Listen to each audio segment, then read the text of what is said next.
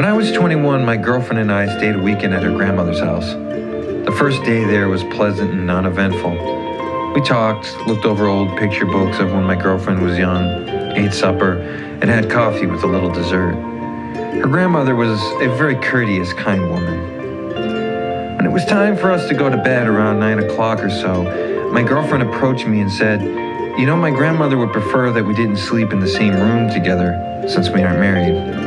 Her grandmother was a deeply religious, church-going woman, and I wasn't about to offend her or cause an issue over something so trivial. Sure, no problem," I said. "I'll go sleep on the couch." Her grandmother seemed to stare at me and said, "It's important we follow God's ways," with a wink. "Yes," I said nervously. I brushed my teeth and laid down and quickly fell asleep. In the middle of the night, I was awoken to what felt like someone shaking me.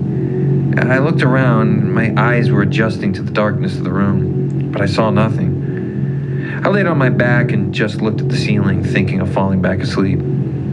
Suddenly, the small, decorative pillow that I had taken out from under my head and placed near my feet at the edge of the couch went flying across the room like it had been picked up and thrown. I immediately looked to my right to see where the pillow had been thrown. I saw nothing. When suddenly I was struck in the face with something. I looked down, it was the same pillow thrown back at me. I immediately looked back to my right where the pillow had been thrown from, and I could see the black outline of a figure. It was just a ghostly, fluid, black mass of ectoplasm. I suddenly was overcome with this sense of fear and dread. I almost got up to run, but I was paralyzed. The fact that I couldn't move made me want to scream out for help, but I realized I couldn't talk either. The harder I tried to scream, the more I felt pressure on my chest. I suddenly saw the outline of the figure start to morph. It moved and changed. It turned from fluid-like shape to a smoke or vapor and expanded, rising up to the ceiling. It went along the ceiling, starting to move along and around the fan. As it moved around the fan, in a swirling motion, it changed to a lighter color from black to gray.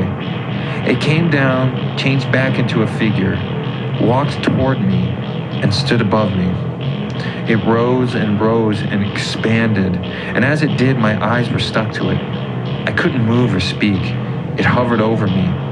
Long, exaggerated arms came from its sides, and I began to lose breath. It seemed to almost choke me. Suddenly, as I gasped for breath, it dissipated right back into smoke and vanished into thin air. I let out a shout when I could finally regain my breath, and as I got in motion, I ran to the room where my girlfriend was sleeping. Next thing I know, I was being awoken by my girlfriend's grandmother. "Good morning." For some reason, she wasn't upset.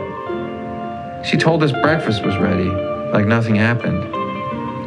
At breakfast, her grandmother gave me a very curious glance. "Did you sleep well?" She looked as if she was expecting some sort of particular answer. I told her what happened, and she looked up in the air, made a scowl as if at some invisible face. "So you met Dan, huh?" Turns out, her husband, my girlfriend's grandfather, had taken his life in the house when my girlfriend was still very young. My girlfriend was the only girl of many grandkids, and Dan was particularly protective of her.